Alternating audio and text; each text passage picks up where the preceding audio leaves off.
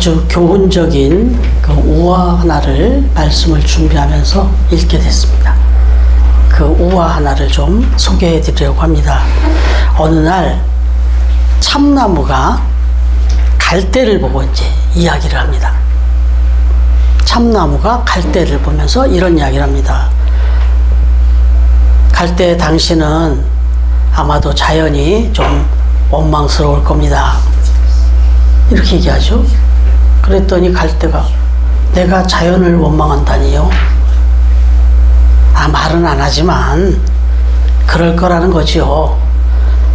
당신은 아주 작은 바람만 불어도 이리저리 흔들리며 고개를 숙여야 하잖아요. 하지만 나 참나무는 어떤 태풍이 불어와도 끄떡도 하지 않습니다.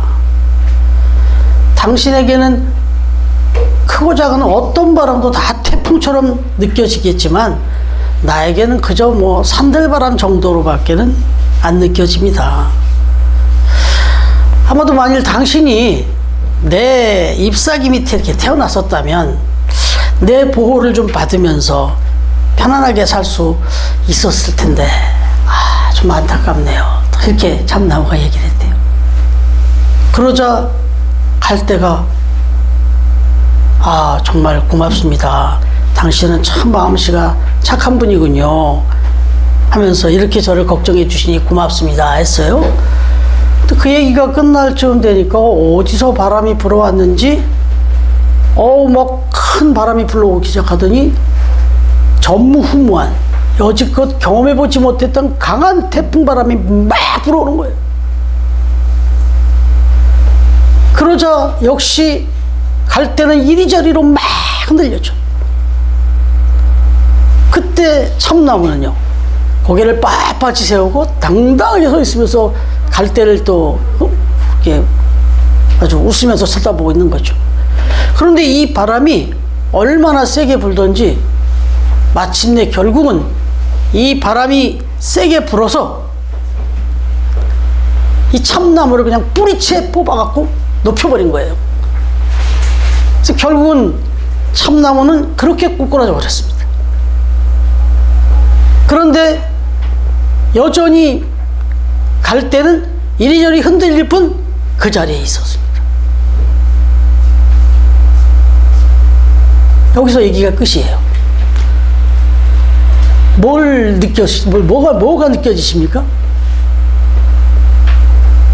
참나무는 뭘 한 거예요? 잘한 거잖아요. 갈대는 자기 부족함을 인정했을 뿐이에요.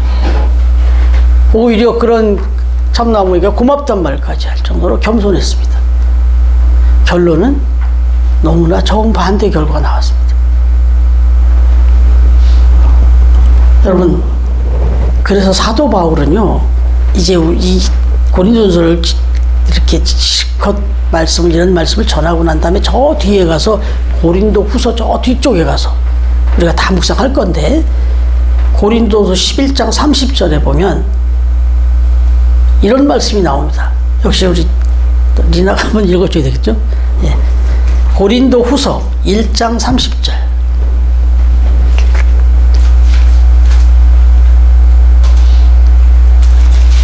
고린도 후서 11장입니다. 11장. 네, 죄송합니다. 고린도 후서 11장 30절. 11장 30절. 예. 내가 고속을 자랑할 진대 내가 약한 것을 자랑하리. 한 번만 더 크게. 시작. 내가 고속을 자랑할 진대 내가 약한 것을 자랑하리. 예. 뭐라고 읽었어요, 지금? 내가 자랑을 하겠다. 근데 부득불 자랑한대요. 내가 굳이 난 자랑할 게 없다. 근데 굳이 내가 자랑한다면 뭘 자랑한다고요? 약한 것을 자랑하겠다. 갈대가 자랑할 게 없어요. 참나무 앞에서. 그러나 부득불 자랑한다면 내가 아주 연약하다 보니까 이런 태풍에도 내가 견뎌냈다. 이러고 자랑하는 거예요. 이 역설이라고 그래요. 파라독스라고 그래요. 역설이라고 그러죠. 역설. 잘난 것을 자랑하는 게 맞는데 난 참 약하고 볼품 없는데 그게 자랑이다. 굳이 나보고 자랑을 하라면. 오늘 바울이 본문에서 뭐라고 말하냐면요. 너희를 부르신 하나님의 그 부르심을 한번 생각해봐라. 이 얘기를 합니다. 어떻게 해요? 26절 한번 같이 읽어보겠습니다. 시작. 형제들아 너희를 부르심을 보라. 육체를 따라 지혜로운 자가 많지 아니하며 능한 자가 많지 아니하며 문벌 좋은 자가 많지 아니하도다. 아멘. 저는 이런 말씀 때문에 신앙생활을 죽기 살기로 했어요. 이렇게 은혜가 되고 이렇게 힘이 되는 말씀들이 막 성경 곳곳에 있네. 제가 육체를 따라 보면 그렇게 지혜로운 사람이 못 되거든요. 저보다 지혜로운 사람이 엄청 많고 능력도 가정적으로나 여러 가지로 볼 때 저는 정말 초라했어요. 저보다 뭐 잘난 사람이 너무 많았어요. 심지어는 나만 이렇게 살고 나머지는 다 나보다 다 잘 사는 줄 알고 그렇게 살면서 했고 문벌 좋은 자가 많지 않아서 저보다 뭐 공부 엄청나게 잘하는 사람 많거든요. 뭐 박사학위를 막 몇 개씩 갖고 있는 사람들이 있어요. 뭐 저는 아주 민벌이 낮은 편이에요. 정말 신학을 하나님의 은혜로 야간 신학교부터 시작해서 그렇게 공부를 한 사람이에요. 정말 어떤 아주 좀 화려한 그런 이력에 비하면 아주 초라합니다. 네. 그런데 저 같은 사람을 부르셨네. 누가요? 하나님이. 그나마 그렇게 신학을 했으니까 또 그래도 이만큼 여기서 제가 이렇게 막 말씀드렸는데 신학도 하기 전에 저의 모습은 고등학교 졸업하고 바로 그냥 직장으로 갔어요. 그때 뭐 그런 사람 많이 있다 했어도 정말 마음의 열망은 있었어요. 더 공부하고 싶고 그러나 그럴 형편도 안 됐고 또 제가 대학을 갈 것도 아니면서 시험은 봤어요. 그 당시에 학력고사라고 했나? 그걸 봤어요. 점수가 형편없이 나왔습니다. 상업학교 다니면서 뭐 무슨 입시 공부를 했겠어요? 그러나 그래도 나는 그래도 그냥 봐도 어느 정도 나오겠지 그랬더니 그냥 봤더니 그냥 나오더라고요. 네, 그냥 봐도 그 인문학교 다니는 교회 친구들이 있는데 걔네들 공부하는 거 보니까 나도 저 정도는 나올 것 같은 생각이 들었어요. 그래서 시험을 봤는데 정말 창피할 정도로 점수가 바닥 나오더라고요. 아, 나는 그렇구나. 이렇게 생각하고 열등감은 열등감도 솔직히 있었나 봐요. 난 열등감이라고 생각 안 하지만. 네. 그리고 하나님께서는 분명히 말씀하시는 거예요. 사도 바울이 그래요. 너희들의 부르심을 한번 봐라. 지금 모여있는 너희들 한번 봐라. 제가 이제 이어서 말씀드리겠습니다만 그 모여있는 사람들이 어땠는지를 말씀드리겠습니다만은 정말 이렇게 불렀다. 하나님이. 그런 사람들을 다 불러놨지 않냐. 왜 이런 얘기를 하냐면 근데 서로 자랑하고 떠들고 막 싸우고 있잖아요. 그 고린도 교회 성도들이 막 네가 잘났네 내가 잘났네 나는 바울파네 아볼로파네 막 서로 막 내가 잘났네 네가 잘났냐고 싸우고 있잖아요. 그러니까 정신 차려라. 하나님이 너희들을 부르셨는데 너희들의 부르신 면면을 한번 봐봐라. 니들 중에 잘난 자가 누가 있냐. 이렇게 하나님이 불러다 놨지 않냐. 허탄한 것 갖고 자랑하지 마라. 그 얘기를 하는 거예요. 자, 그러면서 이어지는 말씀을 보면은 그런 얘기를 한다고요. 27절에 제가 읽을게요. 그러나 하나님께서 세상에 미련한 것들을 택해서 지혜 있는 자들을 부끄럽게 하려 하시고 세상에 약한 것들을 택해서 강한 것들을 부끄럽게 하려 하시며 그래. 너희들 같이 약하고 부족하고 미련한 사람들을 불러서 오히려 여기 라온이 또 앞에 있네요. 또 마침 딱 원수가 데리고 들어오네. 네. 네. 원수 아니에요? 아, 할머니구나. 예. 네. 네. 오세요. 네. 네. 네. 말씀을 보면 예수님께서 12제자를 택하셨잖아요. 근데 얼마나 많은 사람이 수천 명이 막 몰리고 그랬잖아요. 예수님이 막 기적을 행하고 막 이러니까. 근데도 12명 뽑았습니다. 제자 12명 택하셨습니다. 사실 생각해보면 얼마나 그 제자들이 많이 있어요. 예. 네. 라온님 좀 불편해요? 예, 그러면 다음 기회로 12명의 제자를 이렇게 부르셨잖아요. 근데 12명의 제자를 거기서 우리 같으면 막 뽑잖아요. 또 뽑고 또 뽑고. 제가 옛날 송파교회 때 또 새로운 교회도 마찬가지지만 새로운 교역자를 한번 뽑는다고 이렇게 내놓으면 송파교회도 작았어요. 근데 제 후임을 이제 뽑는데 50통이 들어왔단 말이에요. 목사님들이 이력서를 냈는데, 근데 그 50통 들어온 중에 절반 이상이 다 박사예요. 외국에 가서 공부하고 학위를 받았고 막 이런 분들이 막 줄줄 이것도 좀 안타까운 일이지만, 예수님을 바라보면서 막 몰려들었던 사람들 중에서 뽑으려면 얼마든지 엘리트를 뽑을 수 있었을 텐데, 어부들, 그리고 그 시대에서 아주 그렇게 조금은 멸시당하고 이렇게 좀 나쁜 사람이라고 취급했던 세리, 그런가 하면 막 세상에 불만을 품고 막 무력으로라도 세상을 변화시키려고 하는 뭐 열심당원들, 막 이런 사람들을 뽑았어요. 12명을. 그렇게 해서 그 12명을 데리고 이 세상을 변화시키잖아요.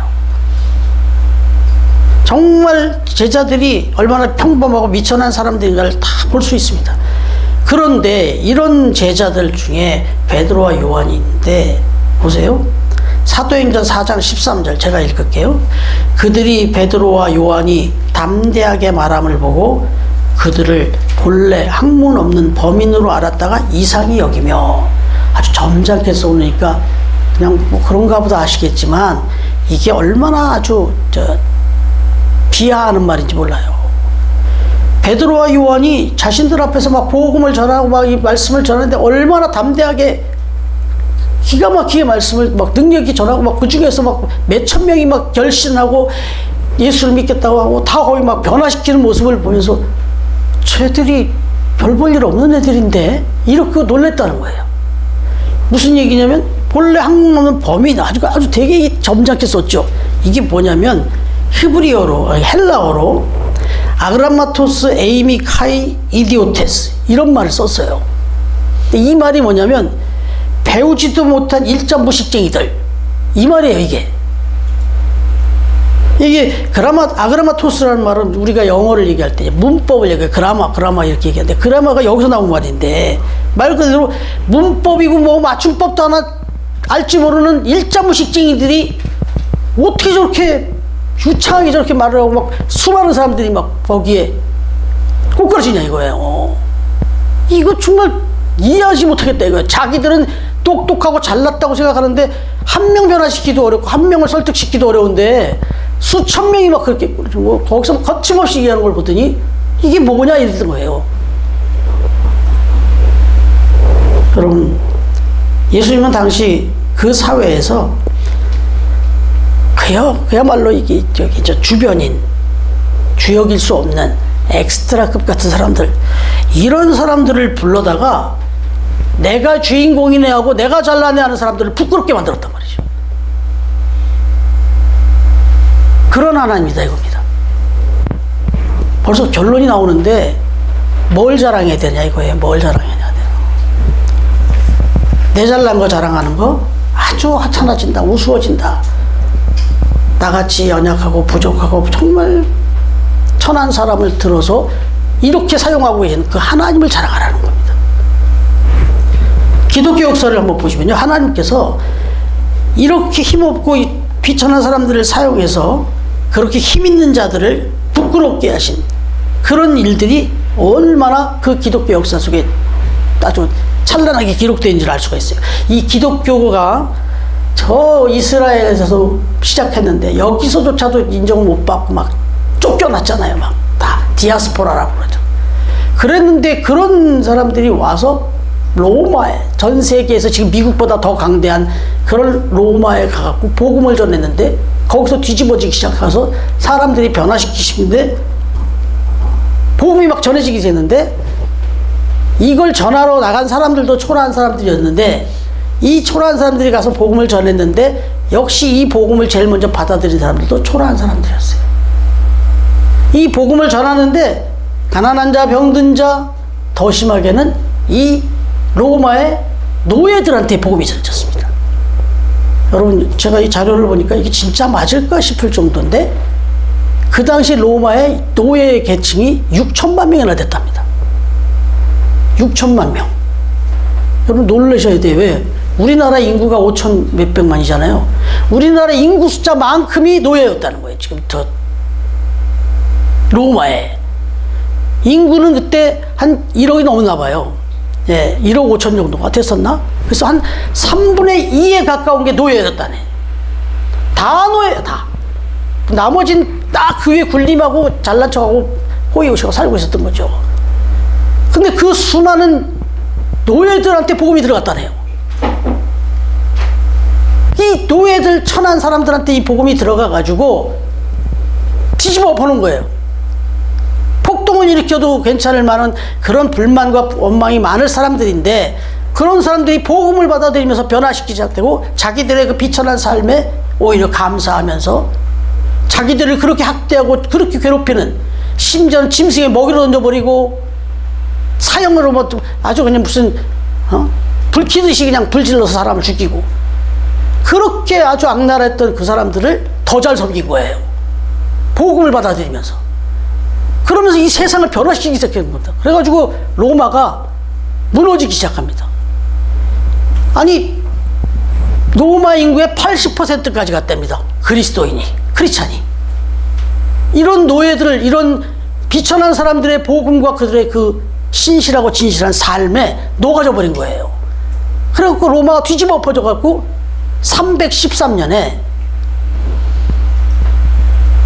로마의 콘스탄티누스 황제 때 안 되겠는 거예요. 이거 크리스찬들을 핍박했다가는 나라가 뒤집어 엎어지겠어요. 진짜 이 사람들은 그럴 생각이 없지만, 이 사람들 잘못 건드렸다가 잘못 계속 핍박했다가는 이 80%가 넘는 10명 중에 8명이 크리스찬인데, 이 사람들이 만약에 봉기를 일으키고 뒤집어 엎어지면 나라 끝나잖아요. 그래서 사실은 이 두려움 때문에 이 민심을 살려니까 기독교를 공인해 준 거예요. 핍박을 하다가 돌연 뒤집어져가지고 AD 313년에 밀라노 칙령이라는 걸 내리면서 국가 종교로 공인을 해줘버립니다. 이렇게 된 거예요. 그래서 이 로마의 복음이 어디서부터 들어갔냐? 아주 낮은 사람들이 가서 낮은 사람들에게 복음이 전해져서 올라갔습니다. 낮은 사람한테 전하려고만 했겠어요? 안 받아들였지. 위에는 밑에 사람들이 받아들이는 거예요. 그럴 수밖에 없어요. 이 복음이 보면 정말 낮은 자, 병든 자, 가난한 자를 하나님이 얼마나 사랑하시는지를 아니까 이 사람들이 먼저 은혜를 받은 거예요. 그래가지고 로마가 그렇게 변해졌다. 여러분들 참 이상한 거는, 이렇게 기독교가 국교로 선언이 되고 세상적으로 힘을 갖기 시작했는데, 이러면 이 교회가 막 더 막 신앙이 좋아지고 막 더 막 믿음이 충만해지잖아요. 근데 이때부터 교회가 썩어갑니다.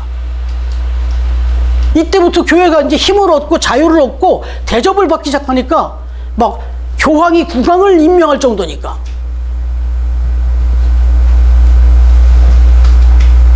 근데 이렇게 교회가 이제 막 강성해지면은 막 점점 더 신앙도 좋아지고 이래야 되는데, 이 거꾸로 현상이 벌어지는 거예요. 교회가 썩어가기 시작하는 겁니다. 여러분, 이 당시의 시기, 저기 보면은 이 로마 제국의 권력과 부의 중심에 교회가 있었는데, 이게 뭐 눈으로 나타나기 시작하는데, 지금 유럽에 가서 보는 교회가 다 그때 젖었어요. 몇백 년씩 됐잖아요, 그 교회들이 지금. 최근에 보니까 뭐 불가리아 소피아 성당이 나왔어요, 텔레비에서. 어마어마하더라고. 근데 저도 가서 봤어요. 그 어마어마한 성당을 한번 봤어요. 모스크바에 갔다가 빼제르부르크라는 데를 갔더니 이삭 성당이라는 걸 전하는데 어마어마하더라고, 성당, 그 교회가. 그땐 다 최도록이니까. 여기저기서 교회 짓는 전쟁이 벌어졌어요. 나라마다, 도시마다. 뭐 제가 전에 한번 말씀드렸나요? 그래서 저기 유럽이 다 뭐 건물을 위에 높게 짓는 건물이 없다, 교회보다 높으면 안 된다, 뭐 이런 소리 있다고 그래요. 그 정도로 교회 하나 우뚝 세워놓고 나머지는 다 거기 무릎 꿇는 거예요. 그 정도로 세상의 중심이 교회였다고. 얼마나 자랑거리가 돼요. 얼마나 정말 자부심을 가지만 해요. 그런데 이 중세 시대를 가리켜서 기독교는, 이 캐톨릭과 기독교는 암흑 시대라고 말합니다. 가장 썩고 가장 부패했던 때, 가장 소망이 없었던 때가, 교회가 가장 부끄러웠을 때가 이 시대라고 얘기한다. 그래서 이 시대에 뭐가 일어났어요? 종교개혁이 일어났습니다. 교회가 이렇게 썩어도 되냐 해서 종교개혁이 일어나서 생긴 게 이 개신교, 우리 기독교란 말이죠. 성당에서, 캐톨릭에서 튀어나와가지고. 그래서 지금 기독교가 이렇게 지금 하고 있는 건데, 여러분, 너무 부끄러운 것은 이 중세 시대를 갖다가 암흑 시대다, 썩었다 이렇게 얘기하는 건 세상이 얘기하는 것도 아니에요. 세상도 당연히 그렇게 봤지만 우리 뜻 있는 기독교인들조차도 그걸 썩었다고 봤고 부패했다고 본 거예요. 그래서 마르틴 루터가 종교 개혁을 성공할 수 있었던 것은 많은 신앙생활하는 사람들 중에도 맞다, 이건 썩었다, 이건 아니다 하고 따라 나왔기 때문에, 따라줬기 때문에 종교 개혁이 성공을 한 거죠. 그래서 이런 개신교가 생겨날 수 있었던 거죠. 여러분, 근데 이게 이제 또 저 유럽 이 종교 시대를 얘기하는 거죠. 우리 한국 교회로 와보자고요. 우리 한국 교회도 세계 교회에서 다를 바가 없을 정도로 복음을 위해서 헌신한 선교사들에 의해서 이 땅에 복음이 들어왔습니다. 어느 때 들어왔을까요? 이 나라가 가장 부끄럽고 정말 소망이 없을 때, 어두웠을 때. 그리고 또 들어와서 어떤 사람에게 복음이 전해졌냐? 가장 천대받던 사람들, 노비, 우리나라에서도 상놈들, 천한 사람들, 뭐 백정, 뭐 아주 이 시대에, 우리나라가 그 조선시대에서부터 가장 천하게 여겼던 사람들, 그 중에 또 아주 대놓고 얘기하자면 여성들. 여성들한테 투표권이 언제 생겼다는 거 아시죠? 제가 그래서 김승만인데 이승만 대통령을 내가 존경한다는 게, 토지개혁법 뭐 이런 것도 하지만 여성분들, 여러분들한테 투표권을 준 게 이승만이에요. 여자는 투표권도 없었어요. 그게 언제까지요? 그게 이 전쟁 전 아니에요. 전쟁 전, 6.25 전쟁 전. 언제까지 그랬어요? 그거를 어떤 정신으로 이승만이가, 그러면 이승만 대통령이 투표권을 여러분들한테 줬겠어요? 여자분들한테? 성경에 보면 무슨 여자 남자를 투표권을 가리는 게 어디 있어요? 그때도 그랬지만은 예수님은 오히려 여성들을 더 인정해 줬잖아요. 더 인정해 줬다는 게 말이 안 되죠. 똑같이 인정해 줬죠. 여러분, 그래서 우리나라가 폭발적인 성장을 합니다. 교회가. 그 낮은 자들이 점점 신앙생활을 하면서 막 뜨겁게 얼마나 그 여성들이 특히 한국 교회사를 이끌었습니까? 아마 1974년에 하나의 정점을 하나 이루어보는 거는 뭐냐면, 8월 달에 여의도 광장에서, 어제도 거기서 뭐 큰 기도회가 열렸는데, 74년 8월 여의도 광장에서 엑스플로 74라는 집회가 있었습니다. 인터넷 쳐보시면 아주 그날 현장이 영상으로도 나와 있어요.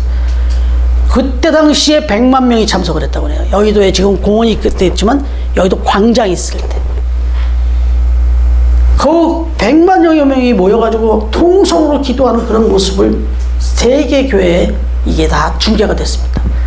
그 정도로 보여주기 위해서 했던 게 아니라 그만큼 폭발이 됐습니다.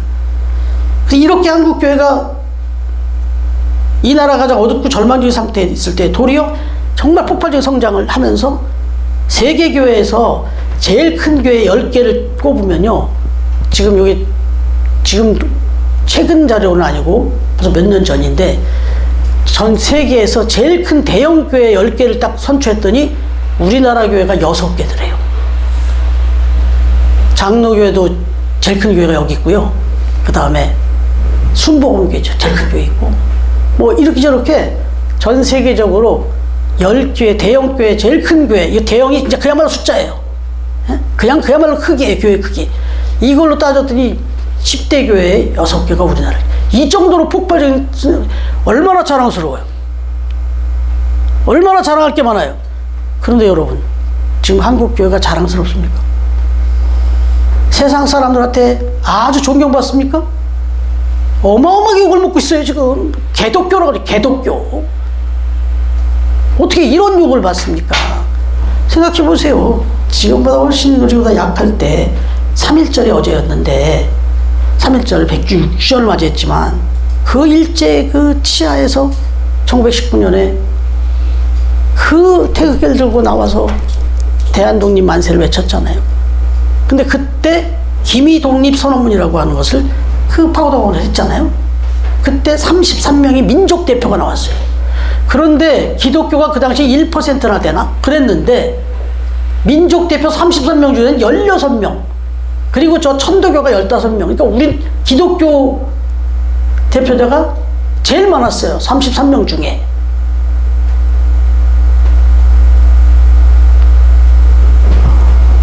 50%잖아요. 50%. 1%도 하는 기독교인들이 중에서 50%의 민족 대표를 뽑아서 김이동립 선언문을 외칠 정도로 자긍심이 있었고 자부심이 있었고 그만큼 능력이 있었어요. 근데 지금은 그때에 비하면 뭐 20%다. 지금 좀 줄었을 거예요. 많이. 한때는 20 몇 %라고 했으니까 우리 기독교인이. 근데 지금 1%의 영향력도 없습니다. 왜 이렇게 됐을까요? 한국교회도 성장하고 어느 정도 위세가 되니까 여기저기 교회대를 짓는 거가 아주 붐이 일어났습니다. 여기저기 막 대형 교회 짓는 게 붐이 일어났어요. 그럼 저도 또 하는 일도 있고 또 제가 북한도 서원부터 계속 이쪽 일을 하다 보니까 한국에 있는 대형 교회란 대형 교회 다 다녀봤어요. 다 다녀봤습니다. 저 서초동에 있는 S교회를 가봤는데 어마어마합니다. 이거 뭐 예술의 전당 통서도 이건 거기다 대면요 기죽어야 돼요. 거기 들어오면 눈 돌아가기 바빠요. 그 바깥에서부터 그래. 바깥서부터 여기 이쪽에 명일동에 또 M교회는요 장난 아닙니다. 지금 기존에 있었던 교회도 어마어마한 쌍탑으로 다 있는데 이 옆에다가 이게 도대체 뭐야 싶을 정도로 한 마을 정도로 그냥 다 털어가지고 교회당을 전했어요. 어마어마합니다. 이게 전국에 다 있어요. 제가 이제 총회 때문에 막 전국도 다녀보죠. 그럼 얼마나 자랑스러워 이게. 얼마나 당당하고 위세가 떴죠. 근데 세상 사람들이 콧방귀도 안 낍니다. 욕을 바가지로 합니다. 그러면 우리 그리스도인은요. 지금 여러분 앞에 서 있는 저도 지금 좋은 말을 하시잖아요. 사모가 제일 떨 그런 말 하지 말아래요. 저보고. 우리 얼굴에다 침 뱉는 건데. 근데 오늘은 이 말씀 앞에서는 안 할 수가 없네요. 여러분, 한국교회는 지금 점점 교회니까 감소하고 있습니다. 이렇게 능력 있는 시대가 됐는데 계속 땅바닥으로 내려가고 있어요. 그 교단에 신문들이 오는데 저도 매달 받아보는데 계속 타이틀이 위기다. 이 얘기만 하고 앉았어요. 여러분, 사도 바울은 당시 고린도 교회가 성장과 함께 막 폭발적으로 막 드러나고 있는데 아까 말씀드린 대로 로마 교회가 막 폭발적으로 성장하는데 어떤 사람들이 모인 거예요? 노예들이에요. 이런 천한 사람들. 그런데 이렇게 모였는데도 그 노예들이 모였는데도 모여지고 숫자가 많아지고 막 커지니까 난 이쪽 파 할래, 난 저쪽 파 할래, 막 난 이쪽이 더 자랑스러워, 저쪽이 더 자랑스러워, 여기가 더 잘났어, 막 이러더란 말이죠. 이 사도 바울이 속이 얼마나 터졌겠어요. 너희들을 불러놓은 모습을 봐라. 응? 니들이 지금 어떤 모습으로 와 있는데 지금 뭘 자랑하고 있는 거냐 지금.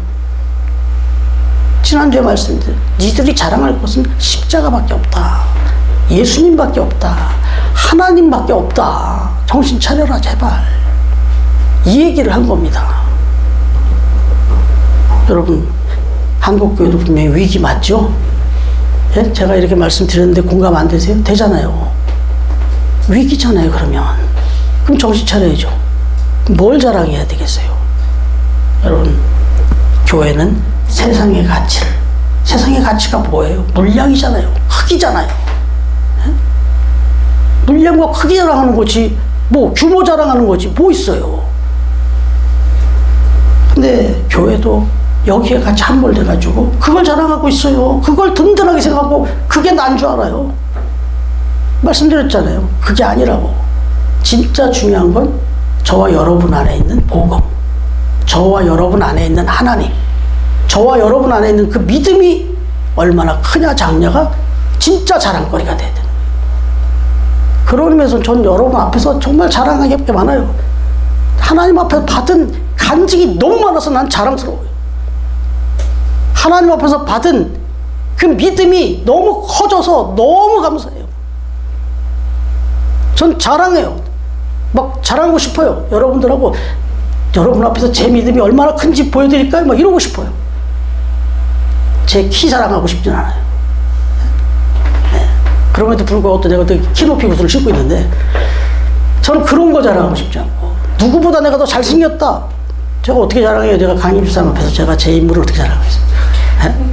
그런 건 못해도 난 강임 집사님한테 내가 자랑하고 싶어요. 집사님, 내가 집사님보다 믿음이 얼마나 큰지 아세요? 내가 이 자랑하고 싶다.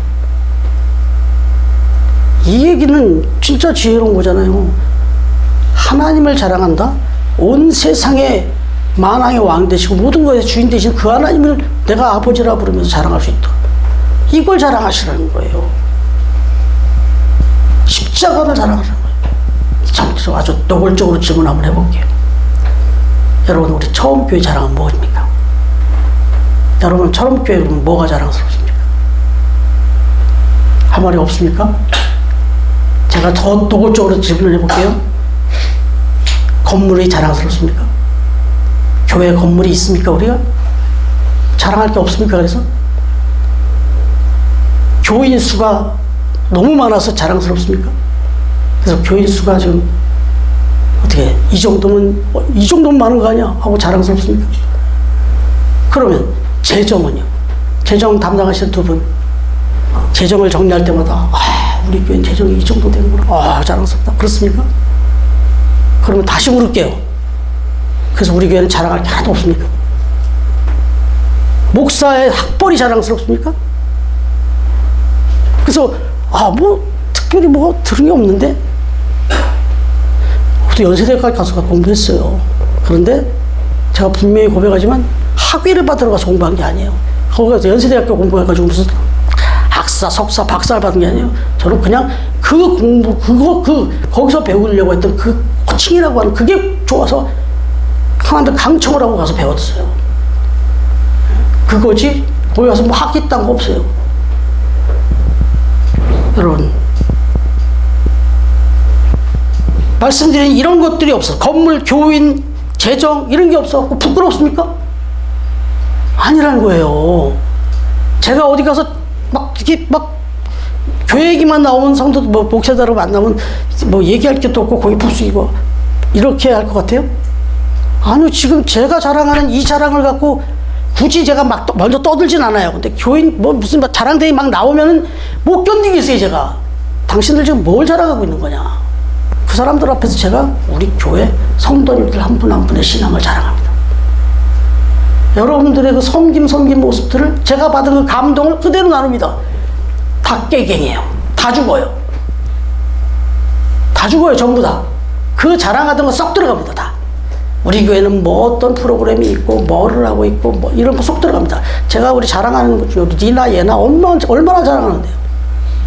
이런 아이가 없어요, 다른 교회에. 전 이런 걸 자랑합니다. 그리고 여러분들 입에서 제가 들은 걸 제가 간접적으로 얘기하면 여러분들이 사모 자랑 많이 하더만요. 네? 김미경 사모 참 좋다고 자랑하더만요. 이게 자랑이에요, 이게 진짜 자랑이에요. 그리고 주일날마다 예배 끝나고 나가서 마음껏 사먹고 이게 자랑이에요. 어떤 교회가 이렇게 해요? 여러분, 이거 아주 간단한 거 같잖아요. 이 얘기하면은 난 자랑하려고 한 게 아닌데, 지금 이날 주일날 이래가지고 어떻게 했더니 뭐야?